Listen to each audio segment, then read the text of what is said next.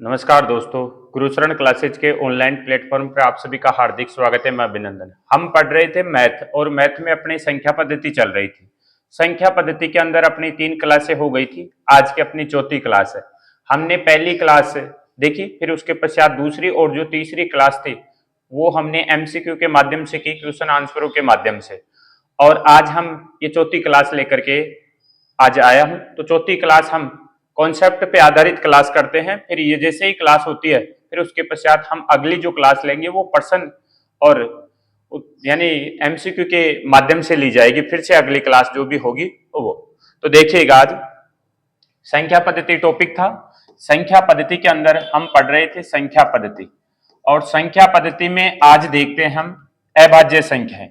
अभाज्य संख्याएं, अभाज्य संख्याओं के हम आगे चल करके लेवल के प्रश्न भी देखते हैं। पहले तो ये पता होना चाहिए कि अभाज्य संख्या कहते किसे हैं। यानी वे संख्याएं जिनमें स्वयं के अतिरिक्त किसी अन्य संख्या का भाग नहीं जाता हो। यानी स्वयं का और एक के अतिरिक्त, एक का तो हर किसी संख्या में चाहे सम हो, विषम हो, भाज्य हो, अभाज्य हो, सब में एक का भाग तो जाएगा ही जाएगा। पर अभाज्य संख्या की जिसमें स्वयं के अतिरिक्त और स्वयं के अतिरिक्त किसी अन्य संख्या का भाग न जाए, एक को छोड़ करके, यानी ऐसी संख्याएं जिनमें एक और स्वयं का ही भाग जाता है, वो संख्याएं अभाज्य संख्याएं कहलाती हैं। तो अभाज्य संख्याओं के बारे में आपको बताया था कि 100 तक अभाज्य संख्याएं 25 है, 50 तक अभाज्य संख्याओं की बात करें तो 15 है। तो आज हम वो अभाज्य संख्याओं और अभाज्य खंडों पर आधारित, अभाज्य संख्या और अभाज्य खंड, अभाज्य खंड और अभाज्य संख्या पर आधारित प्रश्न, अभाज्य संख्या पर आधारित प्रश्न करते हैं। पहले देखिएगा क्वेश्चन, 3 अभाज्य संख्याओं का योग 100 है। 3 अभाज्य संख्याओं का योग 100 है। यदि 2 बड़ी संख्याओं का अंतर 24 है तो वे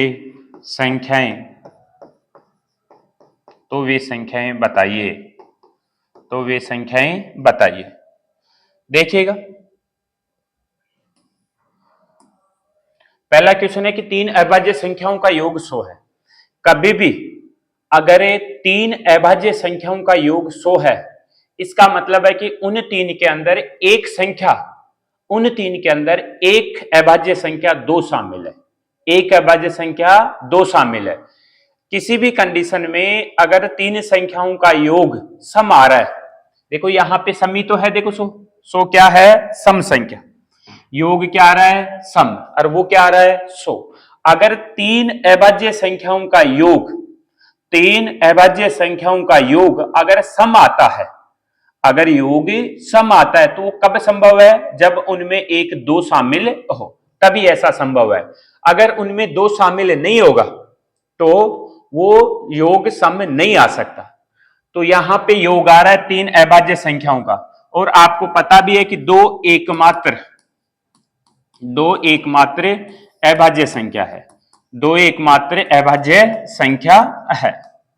तो अब 3 संख्याओं में से आपको एक संख्या का पता चल गया कि एक संख्या क्या है, 100। एक संख्या क्या है, 100। तो देखिएगा, मैं कहूं कि 3 संख्याओं का योग 100 है। 3 संख्याओं का योग क्या है, 3 संख्याओं का योग 100 है। उनमें एक संख्या तो 2 है। तो अगर 100 में से 2 घटा दूं तो मैं ये कह सकता हूं कि 2 संख्याओं का योग 98 है। 2 संख्याओं का योग क्या है, 98। और आपको पता है कि अगर 2 अभाज्य संख्याओं को जोड़ा जाता है तो उनका योग सम आता है। 2 अभाज्य संख्याओं को जोड़ा जाता है तो उनका योग क्या आता है, सम आता है। इसी प्रकार अगर 2 विषम संख्याओं को जोड़ोगे तो भी उनका योग क्या आएगा, सम आएगा। 2 अभाज्य संख्याएं, 2 विषम संख्याएं, उनका योग हमेशा क्या आएगा, सम आएगा। तो देखिएगा, पर 3 का कब आएगा, जब 2 शामिल हो। 3 का कब आएगा, जब 2 शामिल हो।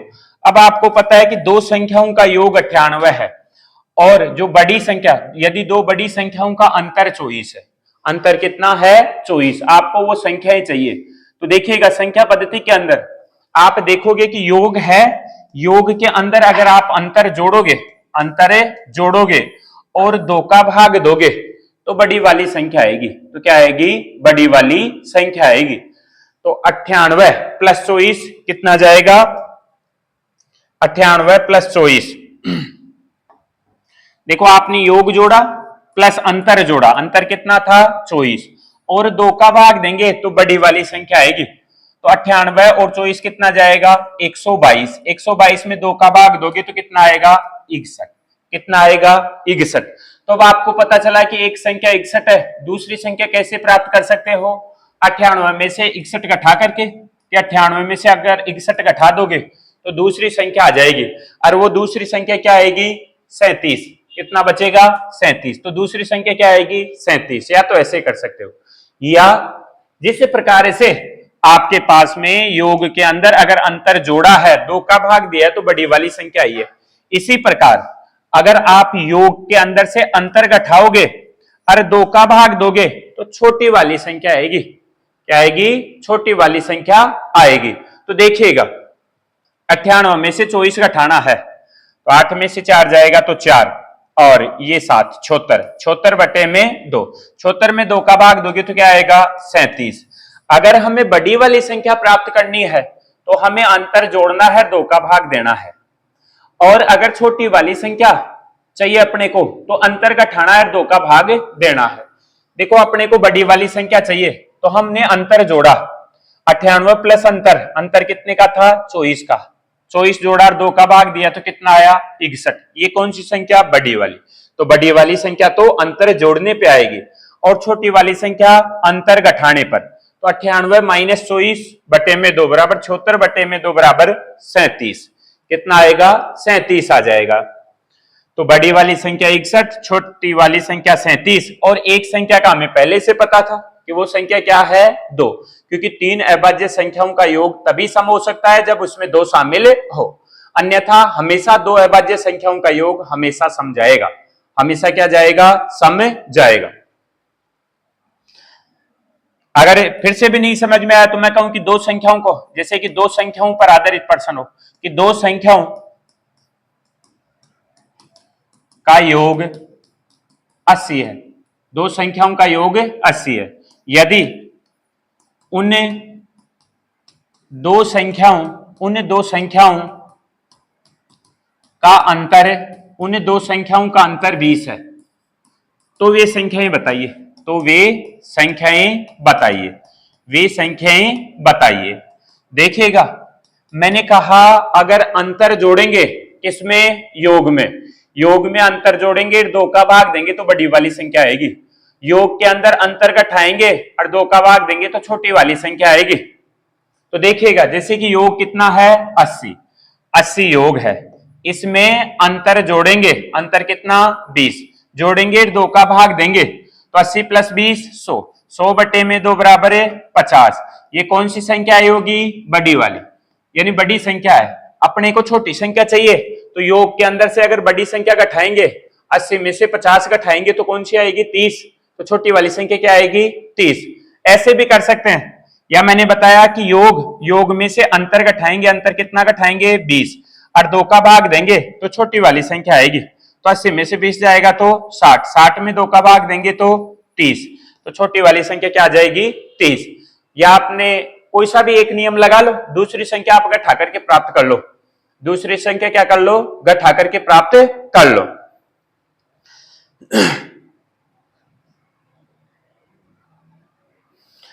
आगे चलते हैं, देखिएगा अभाज्य खंडों की संख्या निकालना सीखते हैं। और अभाज्य खंड, मैं आपसे क्वेश्चन दे कि 1080 में कितने अभाज्य खंड है?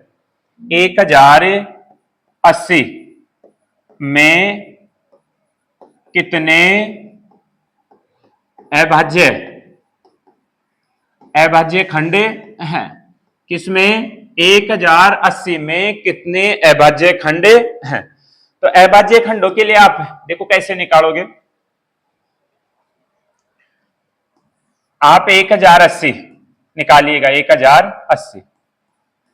देखिएगा इसके टुकड़े करिएगा अभाज्य संख्याओं के रूप में। जैसे कि 2 का भाग दिया तो क्या आएगा 540, फिर 2 का भाग दिया तो कितना आएगा 270, फिर 2 का भाग दिया कितना आएगा 135। अब देखो 2 का तो जाएगा नहीं, किसका दे 5 का दे, तो 5 दूनी 10, 7 पंजे 35, या पहले 3 का दे लो, पहले किसका दे लो 3 का दे लो, पहले छोटी संख्या का दे लो और भी थोड़ा सही रहेगा। तो 3 का दिया तो 4 तिया 12, 5, फिर 3 का दिया कितना आया 15, फिर 3 का दिया 5 और अब 5।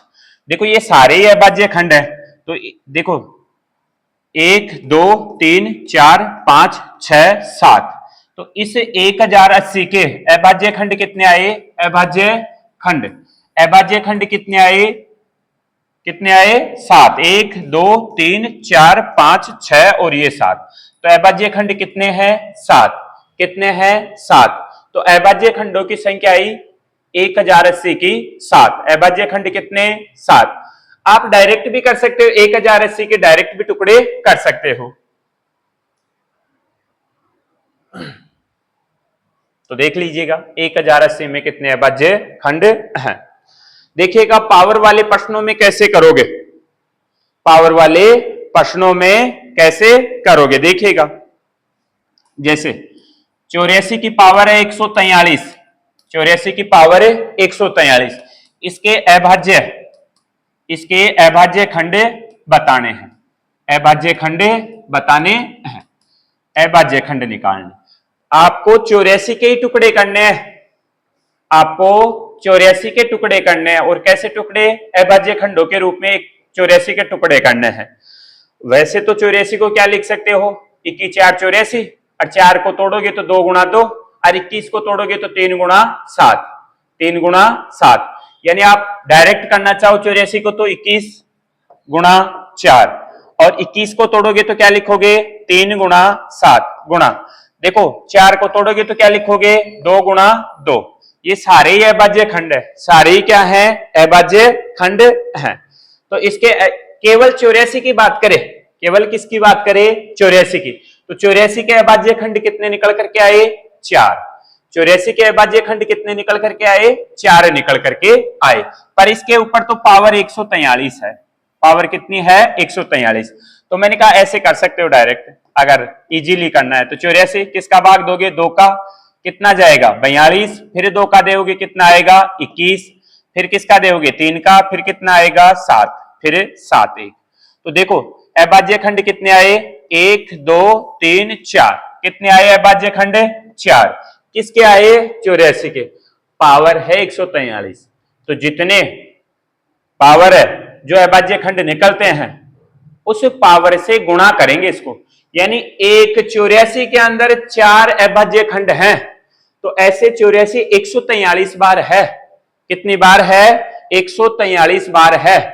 तो इस 4 को किससे गुणा करना है 143 से, किससे गुणा करना है 143 से। क्यों करना है, क्योंकि मैंने कहा कि 184 के अंदर अभाज्य खंड कितने हैं 4, तो 84 की पावर 143, इसका मतलब है कि 84 143 बार है, तो 184 में अगर 4 अभाज्य खंड है तो 143 में कितने होंगे 4 गुणा 143, तो 4 गुणा 143।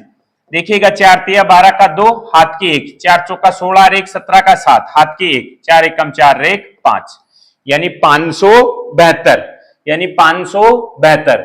तो अभाज्य खंडों की संख्या कितनी जाएगी 572। तो इस प्रकार से आप पावर वाले प्रश्नों को भी हल कर सकते हो, पावर वाले प्रश्नों को भी क्या कर सकते हो हल कर सकते हो। अगर यही क्वेश्चन भिन्न के रूप में हो, यही क्वेश्चन किसके रूप में हो भिन्न के रूप में हो, तो देखो कैसे हल करेंगे, भिन्न वाले प्रश्नों को कैसे हल करेंगे। देखिएगा 18 की पावर 15, 18 की पावर 15, अरे कोष्टक में कर लिया करो जब भी किसी के ऊपर पावर हो तो, गुणा 75 की पावर 16 और 42 की पावर 14 गुणा 42 की पावर 14, भाग देना है भाग देना है 35 की पावर 12, 35 की पावर 12 गुणा 12 की पावर 16, 12 की पावर 16 में कितने अभाज्य खंड हैं, में कितने अभाज्य खंड हैं। तो देखिएगा हल करेंगे, एक एक एक एक संख्या का हम अभाज्य खंड निकालेंगे। पहले 18 का निकालेंगे, फिर 74 का निकालेंगे, 42 का निकालेंगे। इस 18 को जब अभाज्य टुकड़ों में तोड़ेंगे तो इसको क्या लिखेंगे, 2 गुणा 3 गुणा 3, 2 गुणा 3 गुणा 3, 2 गुणा 3 6, 6 गुणा 3 18। तो ये इसके अभाज्य खंड होंगे। जब फिर 74 को लिखेंगे तो 3 गुणा 5 गुणा 5, 3 गुणा 5 15, 15 गुणा 5 फिर 74, सारे अभाज्य खंड है। 21 को लिखेंगे तो 2 गुणा 7 या 21, 21 दूनी 42, तो 2 गुणा 3 गुणा 7, 2 गुणा 3 6, 6 गुणा 7 7 6 42। इस प्रकार से तोड़ा जाएगा। जैसे 35 को लिखेंगे तो 5 गुणा 7, 7 पंजे 35। और जिस प्रकार से 12 को तोड़ेंगे तो 2 गुणा 2 4, 4 गुणा 3 12, यानी 2 गुणा 2 गुणा 3। इस हिसाब से इनको तोड़ा जाएगा। तो हम पहले तो एक एक संख्याओं के अभाज्य खंड निकाल करके देखते हैं। इस 18 के अभाज्य खंड निकालेंगे तो देखिएगा 18 को क्या लिखेंगे, 2 गुणा 3 6 गुणा 3 18। तो इस 18 के अभाज्य खंड कितने हैं, 3। पावर है 15, तो पावर 15 से गुणा करेंगे, पावर 15 से गुणा करेंगे तो इसके अभाज्य खंड बनेंगे 45। कितने बनेंगे, 45। इसी प्रकार अगर फिर 74 को तोड़ेंगे, फिर 74 को क्या लिखेंगे, 3 गुणा 5 15, 15 5 फिर 74। तो इसके भी अभाज्य खंड कितने बने, 3, पर इसके ऊपर पावर कितनी है, 16। 3 गुणा 16 बराबर 16 48, 16 दूनी 32, 16 तिया 48। इसी प्रकार 42 के देखिएगा, 42 को क्या लिख सकते हैं, 3 गुणा 2 6, 6 गुणा 7 42। देखो इसके भी अभाज्य खंड कितने बने, 3। 3 को पावर से गुणा करेंगे तो 14, 14 तिया 42, 14 तिया 42। ये ऊपर वाली संख्याओं के टोटल इतने अभाज्य खंड हैं। इतने क्या हैं, अभाज्य खंड हैं। नीचे वाली संख्याओं के भी देखते हैं। देखिएगा नीचे वाली संख्याओं के भी देखते हैं। नीचे संख्या है 35, नीचे संख्या क्या है 35। तो 35 के भी देखते हैं। 35 को क्या लिखेंगे, 5 गुणा 7, 7 पंजे 35, यानी 2 अभाज्य खंड है और 2 के ऊपर पावर है 12। तो इसके अभाज्य खंड हमें देखने को मिलेंगे 24, फिर है 12, फिर क्या है 12। 12 को क्या लिखेंगे, 2 गुणा 2 4, 4 गुणा 3 12। तो इसके अभाज्य खंड कितने आए, 3। 3 को पावर से गुणा करेंगे 16, 16 तिया 48। तो इसके अभाज्य खंड कितने आएंगे, 48। अब देखो ऊपर वाली संख्याओं के जोड़ेंगे और उसमें से नीचे वाली संख्याओं के जो अभाज्य खंड है वो घटाएंगे तो हमें इतने अभाज्य खंड यहां पे देखने को मिलेंगे। तो देखिएगा 45 प्लस का 48 प्लस का 42, इनको जोड़ेंगे, माइनस करेंगे 24 प्लस 48 को माइनस किया जाएगा। तो जोड़िएगा, देखो 42 और 40 90, 90 और 45 135, माइनस तो 48 72, उधर से क्या आएगा 72, तो 72 घटाया जाएगा। तो 135 माइनस का 72, तो जब माइनस 72 करेंगे तो कितना बचेगा 63, कितना बचेगा 63। तो इस को हल किया जाएगा तो हमें कितने अभाज्य खंड देखने को मिलेंगे, कितने अभाज्य खंड हमें देखने को मिलेंगे 63। हमें कितने अभाज्य खंड देखने को मिलेंगे 63। तो हमारा करेक्ट आंसर होगा वो क्या होगा 63 होगा, 63 होगा। पर यदि पर्सन केवल ही गुणा का हो तो, अगर केवल पर्सन किसका होगा, गुणा का होगा, तो हमें अभाज्य खंडों की संख्या को जोड़ करके बता देंगे। हमें अभाज्य खंडों की संख्या को जोड़ करके बता देंगे। अगर भाग का पर्सन तो होगा, यानी भिन्नों के अंदर भाग भी लगेगा, तो हमें नीचे वाली संख्याएं जो भी आएंगी अभाज्य खंड आएंगे उनको घटाना पड़ेगा। और केवल किसका प्रश्न हो, गुणा का प्रश्न हो, केवल किसका प्रश्न हो, गुणा का, तो हमें अभाज्य खंड जोड़ने पड़ेंगे। जैसे कि देखिएगा, जैसे अगला प्रश्न लेता हूं, ये देख लीजिएगा एक बार।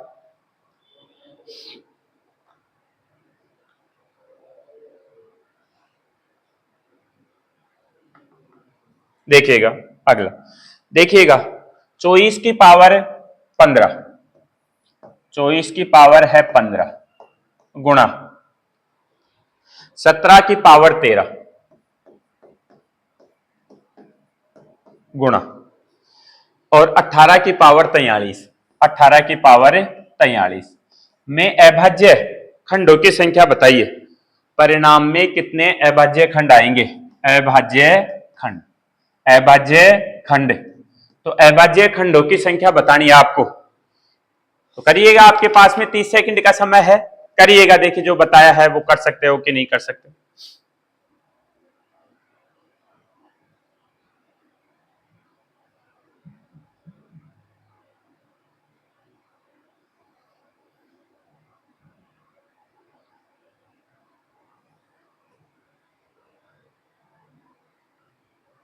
देखिएगा, मैंने कहा अभाज्य खंडों की संख्या है, तो इनके एक एक एक एक के अभाज्य खंड निकालने और उनको जोड़ना है। जैसे 24 के अभाज्य खंडों की बात करें तो 24 के अभाज्य टुकड़े करेंगे, तो इसको क्या लिखेंगे? 2 गुणा 3 6, 6 गुणा यानी 2 गुणा 2, इसको लिखा जाएगा 2 गुणा 2 4, 4 गुणा 2 8, 8 गुणा 3 बराबर 24। 2 गुणा 2 4, 4 गुणा 2 8, 8 गुणा 3 24। तो इसके अभाज्य खंड कितने निकल करके आए? 4। तो 4 आए, 4 को गुणा किससे करेंगे? 15 से। तो इसके टोटल अभाज्य खंड कितने जाएंगे? 60। किसके? केवल 24 के। अब आगे है 17। 17 तो खुद ही अभाज्य संख्या है, तो 17 में तो 17 का ही भाग जाएगा, 17 में तो 17 का ही भाग जाएगा। तो यहां से अभाज्य खंड निकल करके आएगा 1, और 1 के ऊपर यानी 17 के ऊपर है पावर 13, तो एक अभाज्य खंड है। इस अभाज्य खंड को हम गुणा किससे करेंगे? 13 से। तो 1 गुणा 13 बराबर इस संख्या के अभाज्य खंड कितने आएंगे? 13। कितने आएंगे? 13। और 18 की बात करें, 18 के अभाज्य खंड करेंगे, 18 के क्या निकालेंगे? अभाज्य खंड निकालेंगे। तो अभाज्य खंड निकालेंगे तो इस 18 को लिखेंगे 2 गुणा 3 6, 6 गुणा 3 18, 2 गुणा 3 6, 6 गुणा 3 18। तो ये इसके अभाज्य खंड है। तो इसके अभाज्य खंड कितने आए? 3। पर पावर है यानी 1 18 में 3 अभाज्य खंड है, तो 18 के ऊपर है पावर 43, यानी 1 18 में 3 है तो 18 43 बार है। तो हमें अभाज्य खंड टोटल कितने देखने को मिलेंगे? यानी पावर से गुणा करेंगे, तो किससे गुणा करेंगे? 43 से। तो 3 तिया 9, 4 तिया 12, यानी इस संख्या में हमें 129 अभाज्य खंड देखने को मिल रहे हैं। इस 17 में हमें 13 अभाज्य खंड देखने को मिल रहे हैं, और इस 24 में हमें 60 अभाज्य खंड देखने को मिल रहे हैं। अगर गुणा का प्रश्न है, किसका प्रश्न है? अगर प्रश्न गुणा का है तो आपको क्या करना है? ये जो अभाज्य खंड हैं इनको जोड़ करके बताना है। इनको क्या करना है? जोड़ करके बताना है। तो देखिएगा, जोड़ते हैं इनको। इनको जोड़ करके जो योग आएगा वही अपना क्या होगा? आंसर होगा। तो 60 प्लस 13 प्लस 129, ये जो भी योग आएगा वो योग ही अपना क्या जाएगा? आंसर जाएगा। तो 9 और 3 12, 12 का 2, हाथ की 1, 2 और 1 3, 3 और 1 4, 6 और 4 10, 10 के शून्य, हाथ की 1, 1 और 1 2, यानी 202। तो अपना करेक्ट आंसर क्या जाएगा? 202। यानी जब इस संख्या को हल किया जाएगा तो यहां से हमें अभाज्य खंड कितने देखने को मिलेंगे? 202 देखने को मिलेंगे। कर सकते हैं। आगे देखिएगा, आगे लेकर के चलते हैं अगली टाइप पे। जैसे कि ये तो अभाज्य खंड निकाल करके देखे, तो हम अब आगे भाजकों की संख्या या गुणनखंडों की संख्या निकालना सीखते हैं। भाजकों की संख्या या गुणनखंडों की संख्या निकालना सीखते हैं। देखिएगा,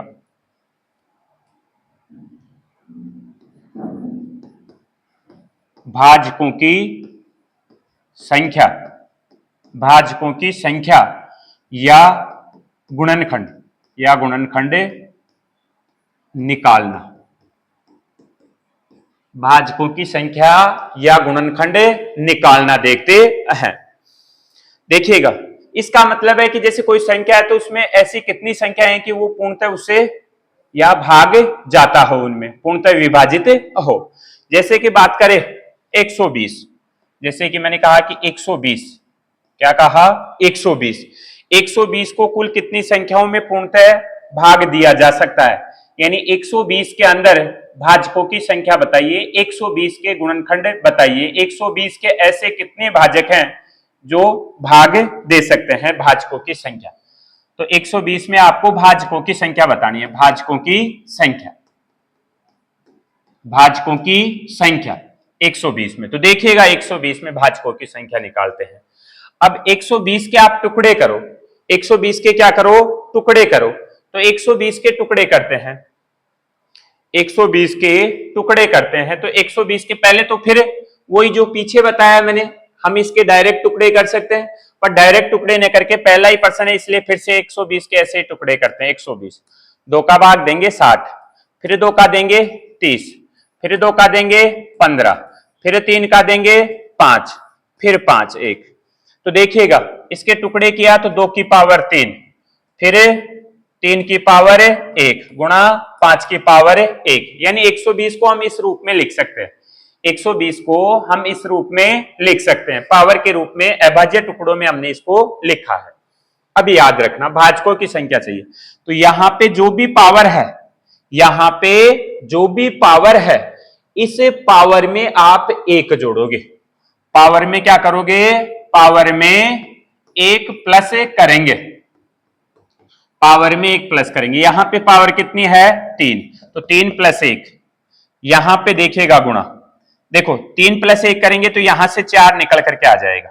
यहां पे देखो 1 है, अगर किसी के ऊपर पावर नहीं है इसका मतलब है कि वो एक बार है, तो यहां पे पावर 1 है, तो 1 में 1 जोड़ेंगे तो 2, 1 में 1 जोड़ेंगे तो 2, यहां पे भी देखो 1 में 1 जोड़ेंगे तो 2, देखो यहां पे भी पावर 1 है, तो 1 में 1 जोड़ेंगे तो यहां पे भी 2, और इन पावरों को गुणा करके बताएंगे।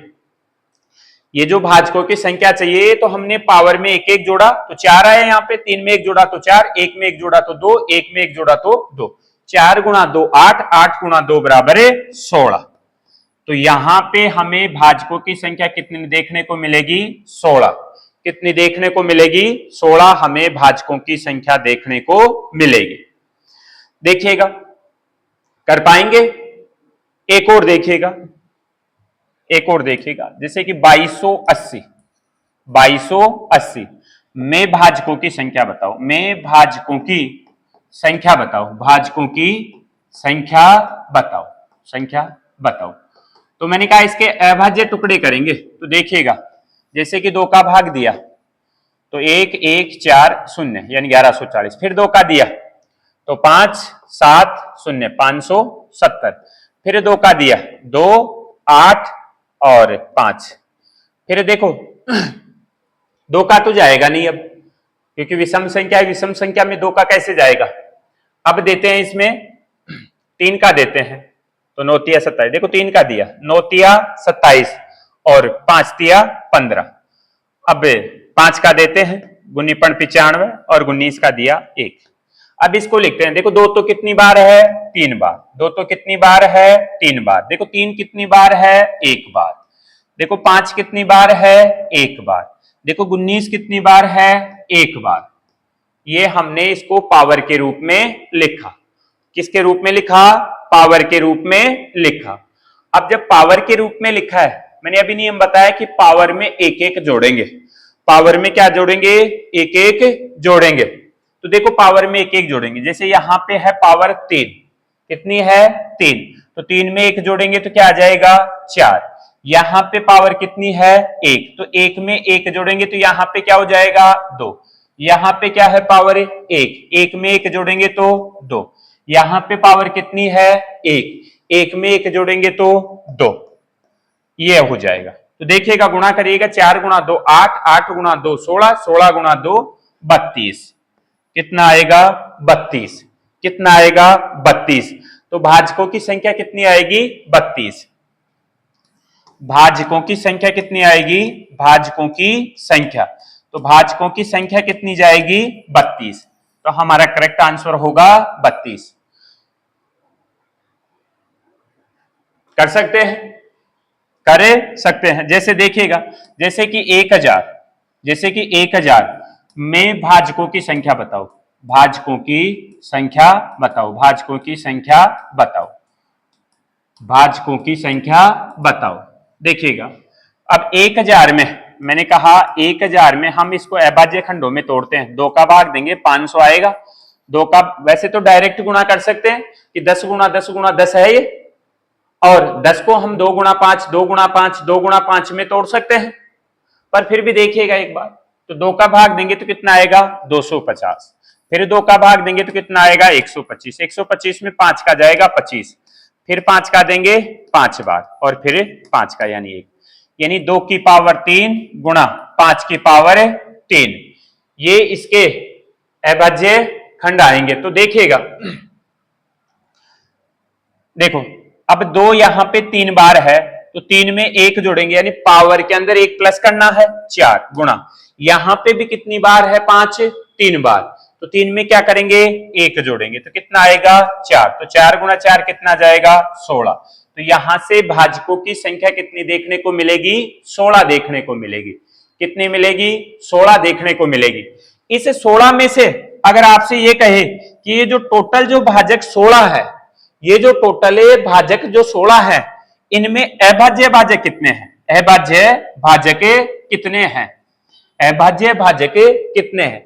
तो अभाज्य भाजक के लिए मैंने कहा अभी कि हम जो भी घात हैं उन घातों को जोड़ेंगे, उनको क्या करेंगे, जोड़ेंगे और जोड़ करके बताएंगे। जैसे कि अगर इस 1000 की बात करें, तो इस 1000 को क्या लिख सकते हैं, 10 की पावर 3 लिख सकते हैं। 10 की पावर क्या लिख सकते हैं, 3 लिख सकते हैं, या 10 मान लीजिएगा। तो इस 10 को तोड़ेंगे तो 2 गुणा 5 में तोड़ेंगे, और 2 के ऊपर पावर कुछ नहीं है, तो 1 है, क्या है, 1 है 2 के ऊपर पावर, तो यहां पे 3 है। तो आप यहां से अभाज्य भाजकों की संख्या या अभाज्य खंडों की संख्या 2 निकल करके आई, और 2 को गुणा किससे करना है, पावर से, तो 2 गुणा 3 बराबर 6, तो 6 तो इनमें अभाज्य खंड है, 6 तो क्या है, अभाज्य खंड है, 6 क्या है, अभाज्य खंड आएंगे। और ये रहे देखो 6 अभाज्य खंड, इसके 6 अभाज्य खंड है, बाकी इसके 16 भाजक हैं। 16 तो क्या है, भाजक, और इस 16 में से अभाजक कितने हैं, 6, कितने हैं, 6, तो निकाल पाएंगे, आसानी से कर पाएंगे इस प्रश्न को। अब समझ में भी आया होगा कि क्या आंसर जाएगा अपना। अब और देखिएगा, हमने शुरुआती जो प्रश्न हुए थे, हमने उनमें यह भी देखा था कि जो संख्याएं थी उन प्राकृतिक संख्याओं के योग वाले प्रश्न कर रहे थे, उसमें थोड़ा सा छूट गया था, अपना टॉपिक वहां पे थोड़ा सा छूट गया था। तो वहां पे देखिएगा, प्राकृतिक संख्याओं का वैसे तो आपको पता होना चाहिए कि प्राकृतिक संख्या, प्राकृतिक संख्या देखिएगा, प्राकृतिक संख्याएं 1 2 3 4 5, ये अनंत तक जाए, ये प्राकृतिक संख्याएं होंगी। कहां तक जाए, अनंत तक जाए, यानी ये चलती रहे, वही प्राकृतिक संख्या है। मैंने ये भी कहा था कि 4 लगातार प्राकृतिक संख्याओं के गुणज के अंदर हमेशा 24 का भाग जाएगा, हमेशा किसका भाग जाएगा, 24 का भाग जाएगा, यानी वो संख्या हमेशा 24 से पूर्णतः विभाजित होगी।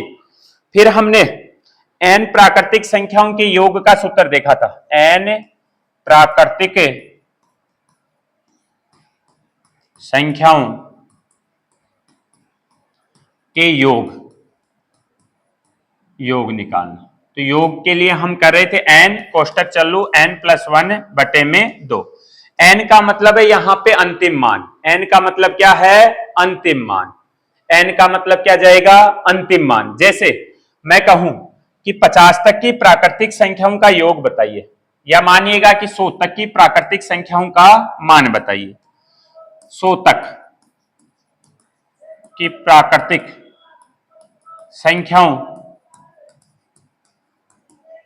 संख्याओं का योग बताओ। तो देखिएगा 100 तक की प्राकृतिक संख्याओं का योग चाहिए, तो अब n का मान कितना रखोगे 100, n बराबर 100, n का मतलब अंतिम मान, n का मतलब अंतिम मान, n बराबर कितना है यहाँ पे 100, तो 100 कोष्टक चल्लू 100 प्लस 1 बटे में 2, तो 100 गुणा 100 में 1 जोड़ोगे तो 101 बटे में 2, देखो 2 का भाग 100 में जाएगा तो 50, 50 गुणा 1 तो ये शून्य, 5 एकम 5, ये शून्य, 5 एकम 5, तो 5050, 5050। पर मैंने कहा था कि हम सूत्रों के द्वारा नहीं करेंगे, यानी ये सूत्र हम उपयोग में नहीं लाएंगे, सूत्र का उपयोग नहीं करेंगे, सूत्र का प्रयोग नहीं करेंगे, तो फिर क्या करेंगे, मैंने कहा था हम औसत का प्रयोग करेंगे। किसका प्रयोग करेंगे, औसत का प्रयोग करेंगे। क्यों, क्योंकि अगर यही क्वेश्चन ऐसे पूछता कि 51 से 100 तक के प्राकृतिक संख्याओं का योग बताइए, तो हमें पहले 1 से 50 तक निकालना होता, फिर हम 1 से 100 तक निकालते, तो हम 1 से 100 तक जो योग आता, जैसे कि 5050 आया, इस 5050 में हम 1 से 50 तक की संख्याओं का योग हम घटाते, तब जाकर के अपना आंसर आता। पर अगर अपने पास में औसत होगा, अपने पास में क्या होगा, औसत होगा, तो हम डायरेक्ट पर्सन को कर पाएंगे। जैसे कि अगर औसत होता यहाँ पे क्या होता, औसत होता, तो देखिएगा अपना आंसर जल्दी आता और सटीकता से आता। औसत का मतलब होता है राशियों का योग बटे में राशियों की संख्या। औसत का मतलब क्या होता है, राशियों का योग बटे में राशियों की संख्या। अब राशियों का योग, राशियां तो 100 है, 100 का योग करेंगे, 2 का भाग देंगे तो औसत आएगा। क्या सही बोल रहा हूं क्या? बिल्कुल। 1 से 100 तक की संख्याओं को जोड़ेंगे और जितनी संख्याएं हैं, जैसे कि 100 संख्याएं हैं, तो 100 का भाग देने से औसत आएगा। पर औसत का मतलब मध्यमान भी होता है, औसत का मतलब मध्यमान भी होता है, औसत का मतलब एवरेज। एक तरह से हम औसत निकाल सकते हैं जब उनमें समान अंतराल चले। अब प्राकृतिक संख्याओं के अंदर तो समान अंतराल होगा, प्राकृतिक संख्या जैसे 1 है, 2 है, 3 है, तो अगली प्राकृतिक संख्या प्राप्त करने के लिए प्रत्येक संख्या में हमें 1 जोड़ना होगा। प्रत्येक संख्या में क्या करना होगा, हमें 1 जोड़ना होगा। 1 जोड़ेंगे तो अगली प्राकृतिक संख्या आएगी, जैसे ही 1 जोड़ा अगली प्राकृतिक संख्या आई, जैसे ही 1 जोड़ा अगली प्राकृतिक संख्या आई, तो समान अंतराल चल रहा है, तो हम प्रथम संख्या